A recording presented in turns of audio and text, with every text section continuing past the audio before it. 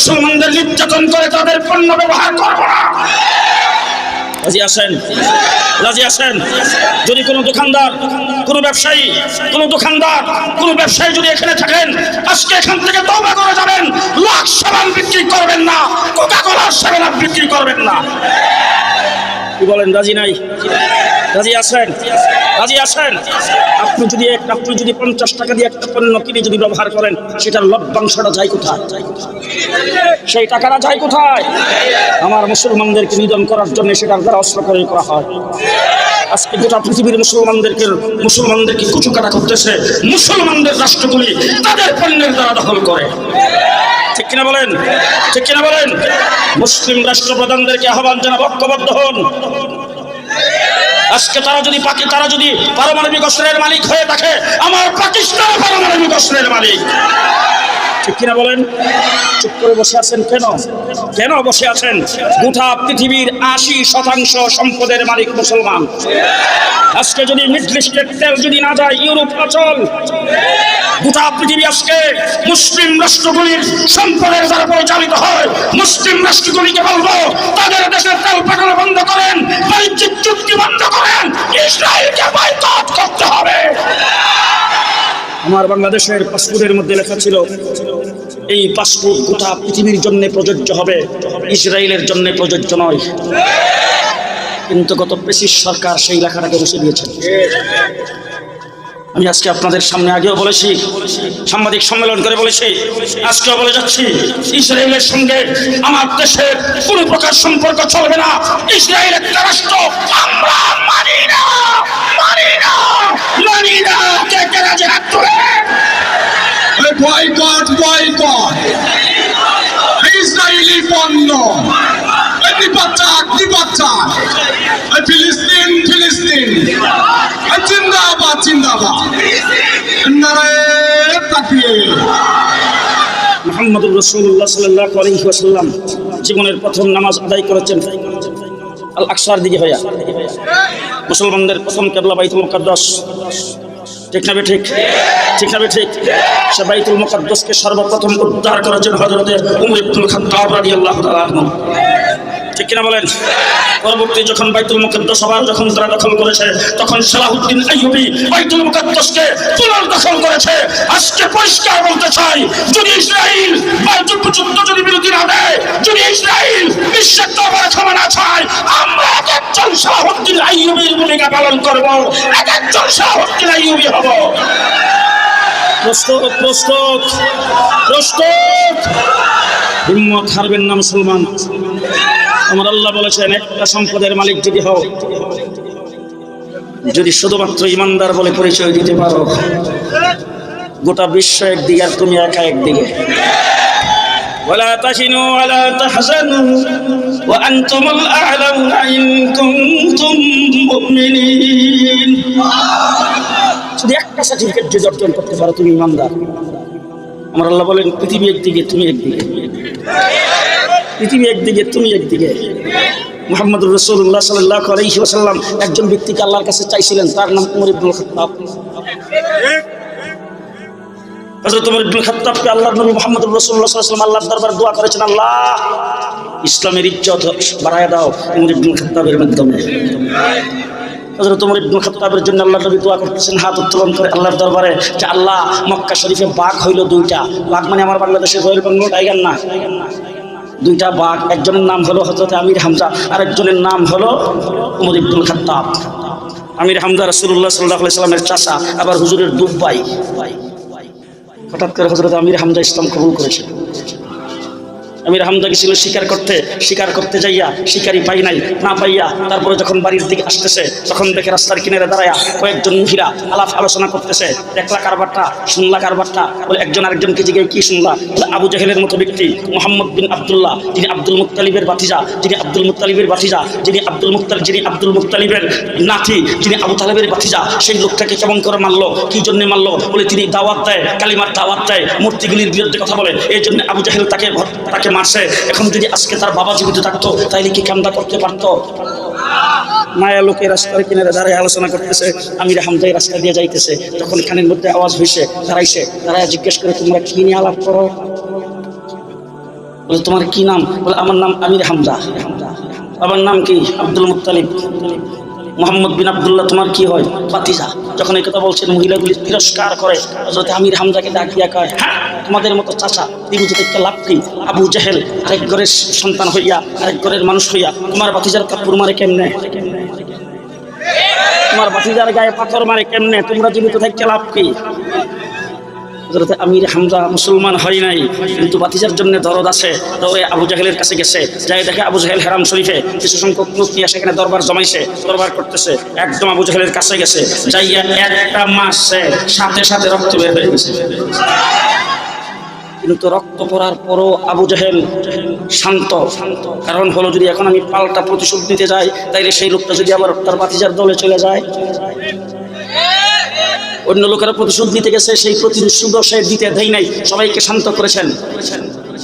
হযরত আমির হামজা দৌড়ে গেছে ভাতিজার কাছে, যাই দেখে হেরামের এক কোণার মধ্যে রাসূল সাল্লাল্লাহু আলাইহি ওয়াসাল্লাম আল্লাহ পাকের দরবারে সিজদায় পড়ে আছে। সিজদার থেকে মাথা উঠাইছে, নামাজ শেষ করার পরে বলছেন, ভাতিজা বদলা নিয়ে এসেছি। আমার রাসূল কোনো কথা বলে না।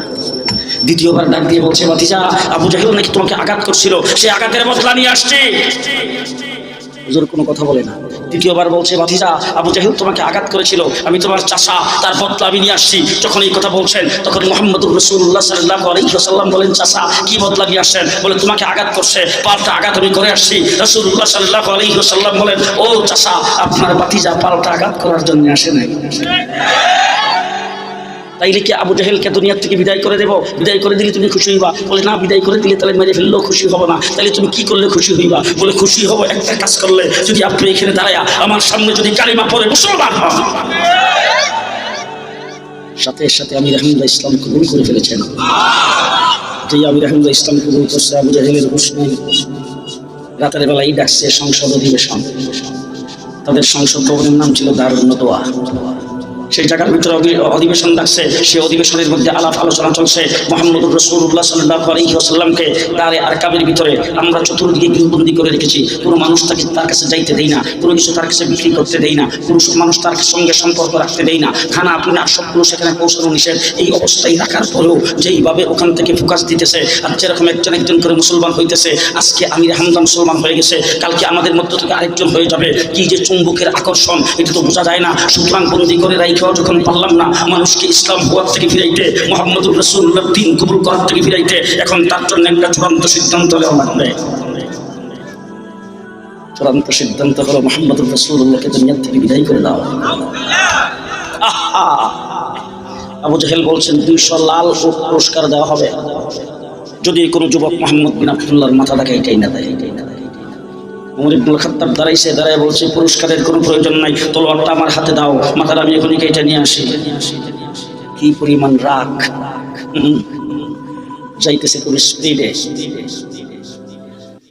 রাস্তার মধ্যে একজন মুসলমান আল্লাহর নবীর দরবার থেকে চুপচাপে আসতেছে। সেই মুসলমানের সঙ্গে সাক্ষাৎ দেখা মাত্র জিজ্ঞেস করেছেন, ওমর ইবনুল খাত্তাব কোথায় রওনা হয়েছ? বলে, কথা কইস না, মুহাম্মদ বিন আব্দুল্লাহর মাথা কাটতে যাই। যেই বলছে মুহাম্মদ বিন আব্দুল্লাহর মাথা কাটতে যাই, যেই বলছে মুহাম্মদ বিন আব্দুল্লাহর মাথা কাটতে যাই, মুসলমান পাল্টা প্রশ্ন করেছেন, মুহাম্মদের সাথে তোমাদের এত দুশমনি কিসের? বলে, আসলে তার সাথে দুশমনি নাই, তাকে আমরাই তো আস-সাদিকুল আমিন বলে উপাধি দিয়েছি, কিন্তু সে যে কোরআন নিয়ে আসছে, কোরআনের সাথে দুশমনি। আজকে কিসের সাথে দুশমনি? যে আজকে কিসের সাথে দুশমনি? আপনাদের আশেপাশের যত মসজিদ আছে, মসজিদের ইমাম সাহেব খুব ভালো, নতুন গাছের ফলটা যদি পাকে ইমাম সাহেবকে খাওয়ায়, নতুন মুরগিটা ডিম পারলে ইমাম সাহেবকে খাওয়ায়, নতুন বেতনটা পাইলে, নতুন চাকরি হয়েছে বেতন পাইলে ইমাম সাহেবকে যায় হাদিয়া দেয়, নতুন গাছের নতুন ক্ষেতের মধ্যে কোনো হইলে ইমাম সাহেবকে তার দাওয়াত করে নিয়ে খাওয়ায়। ইমাম সাহেবের খুব ইজ্জত আর খুব সম্মান। ইমাম সাহেব সারা মোটেও বাসে না, সকালে একবার সালাম, বিকালে একবার সালাম। ইমাম সাহেবের যায়, ইমাম সাহেব আপনার না দেখলে মোটে ভালোই লাগে না। এরপরে যদি ইমাম সাহেব কোরআনী শাসনের কথা বলে, কথা বলেন না কেন? জুমার মসজিদের মেম্বারে বৈশা ইমাম সাহেব কোরআনী শাসনের কথা যেই মাত্র বলছে, দেখবেন মসজিদের ভিতরে একজন আরেকজনকে ধাক্কা দিয়ে জিজ্ঞেস করে, কি ইমাম সাহেব জীবন রাজনীতি শুরু করছে? জি, আরেকজনের মনে হয় বিএনপি করে, আরেকজন তো না না মনে হয় জামাত। কি ঘটনা? যে আজকেও পরিষ্কার ভাষায় বলে যাচ্ছি, পৃথিবীর ইহুদি, খ্রিস্টান, নাস্তিক, মুরতাদ, হিন্দু, বৌদ্ধ, আমার বাংলাদেশের সমস্ত ইসলাম বিরোধী যারা টকশোতে বসে টেলিভিশনের পর্দায় ইসলাম নিয়ে কুটকুট করে, রাসূলের বিরুদ্ধে কথা বলে, তারা আমার টুপিদারির সাথে তাদের কোনো দুশ্মনী নাই, দুশ্মনী হলো কোরআনের সাথে। কিসের সাথে দুশ্মনী? কোরআনের সাথে দুশ্মনী। এই জন্য মুসলমানের সন্তান যাতে কোরআন শরীফ ঠিকমতো শিখতে না পারে, এই জন্য মুসলমানদের সন্তানদের কোরআন শিক্ষা করার আমাদের বাংলাদেশের সর্বপ্রধান যে সিস্টেমটা, সেই সিস্টেম হলো সকালবেলা সেবাটি মক্তব। এই মক্তবের টাইমে দিছে কিন্ডারগার্টেন। যে আমাদের সিরাজগঞ্জ বেলকুচিতে নাই, আমাদের ঢাকায় কিন্তু আছে। যে আমরা যখন ছোট ছিলাম তখন আমরা বক্তব্যে বসছি, আমরা ছোট অবস্থায় আমরা যখন মাদ্রাসায় পড়ি তখন থেকে বক্তব্য পড়ানো শুরু করে দিয়েছি। আমাদের দস্তুর ছিল, মুসলমানদের ঐতিহ্য ছিল, প্রত্যেক মসজিদে প্রত্যেক মহল্লায় সকালবেলা বক্তব্য ছিল কিনা? জি, তখনকার সময়ে প্রত্যেকটা মুসলমান কোরআন শরীফ পড়া জানতো কিনা? এবং আরেকটা জিনিস আপনাদের এলাকায় ছিল কিনা জানি না, আমার এলাকায় ছিল। আমি শুধু সময় দেখেছি সকালবেলা ফজরের নামাজ পড়ে যদি রাস্তা দিয়ে হাঁটতাম, প্রত্যেক বাড়ির থেকে কোরআন তেলাওয়াতের আওয়াজ বের হতো। এখন বোধ বেলকুচি আছে, অন্য হানি জি আছে, কোনো বাড়ির থেকে কোরআনের আওয়াজ বের হয়? জি, গলার আওয়াজ শোনা যায় ঘুমের মধ্যে যে ডাকে, কিন্তু কোরআনের আওয়াজ শোনা যায় না। ঠিক না ঠিক? মুসলমানদেরকে কোরআন শিক্ষার থেকে দূরে সরাইতে পারলে, কোরআন থেকে দূরে সরাইতে পারলে ইউনিভার্সিটিতে, কলেজে নাস্তিকের মুক্তার সৃষ্টি হবে।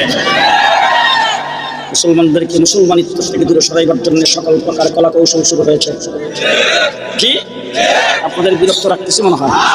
জি, বাংলাদেশে যখন মক্তব শিক্ষাকে বাতিল করে, মক্তবের টাইমে যখন ইংলিশ মিডিয়ামের শিক্ষা, কিন্ডারগার্টেনের শিক্ষা, বাংলাদেশের শিক্ষানীতিতে ইসলাম বিরোধী শিক্ষানীতি যখন প্রণয়ন করেছে, আমরা তখন থেকে আন্দোলন শুরু করেছি।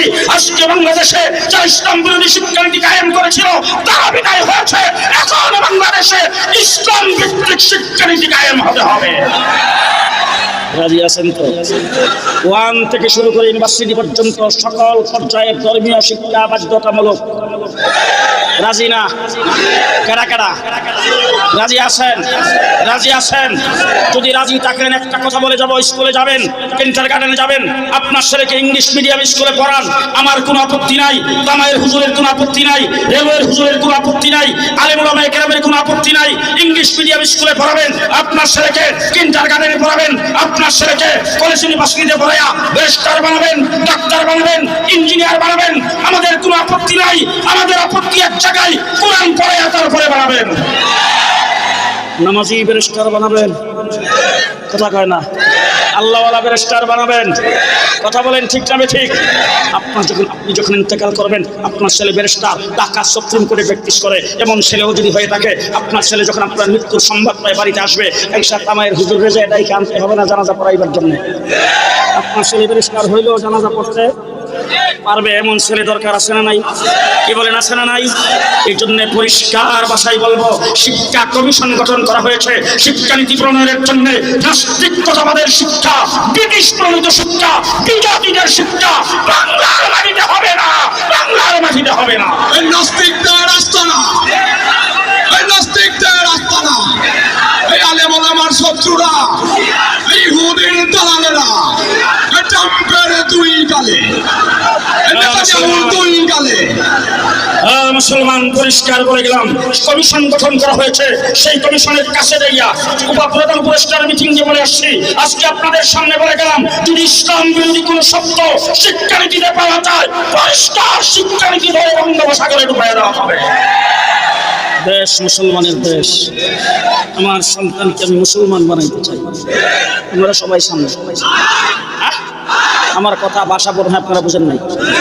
আমার ভাষা পরিষ্কার। আমি আপনাদেরকে এই কথা আজকে বলবো না যে আপনার সন্তানটাকে আপনি তামাই মাদ্রাসায় ভর্তি করে দিয়েন, আপনার সন্তানকে রেলওয়ে মাদ্রাসায় ভর্তি করে দিয়েন, এখানে আমার মতো কাঠমোংলা বানালেন, সেই কথা আমি বলবো না। এমনি দেখবেন আপনার বেগম আপনার করবো, এই বেটা ছেলে সেক্টরে মাদ্রাসাতে ওই গাছটা তো বেগম সব করবে, আমার চোখ নেই, আমি করবো না।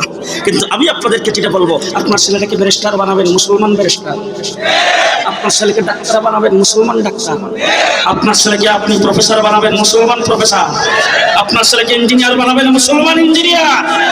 একজন ইঞ্জিনিয়ারের নাম আপনারা শুনছেন কিনা? ইঞ্জিনিয়ার হামিদুর রহমান রহমতুল্লাহি আলাইহি, শুনছেন? হযরত হাফিজ হুজুর রহমতুল্লাহ আলাইহির খলিফা হযরত শেখ আবরার হক সাহেব রহমতুল্লাহ আলাইহির খলিফা আমাদের ঢাকাতে সবচাইতে বড় মুরব্বী ছিল।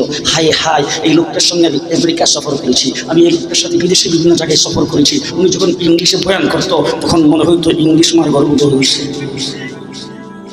সুন্দর ইংলিশ বলতেন। আমেরিকাতে যাইয়া ইংলিশে বয়ান করছে, হাজার হাজার মানুষ তার সামনে বসেছে এবং প্রত্যেকটা শব্দে শব্দে কোরআন আর হাদিস। সেই লোক হযরত হাফিজ হুজুরের দরবার থেকে আল্লাহর ওলিতে পরিণত হয়েছে। আমরা চাই গোটা বাংলাদেশের যত লোক ইঞ্জিনিয়ার হবে সব মুসলমান ইঞ্জিনিয়ার হবে।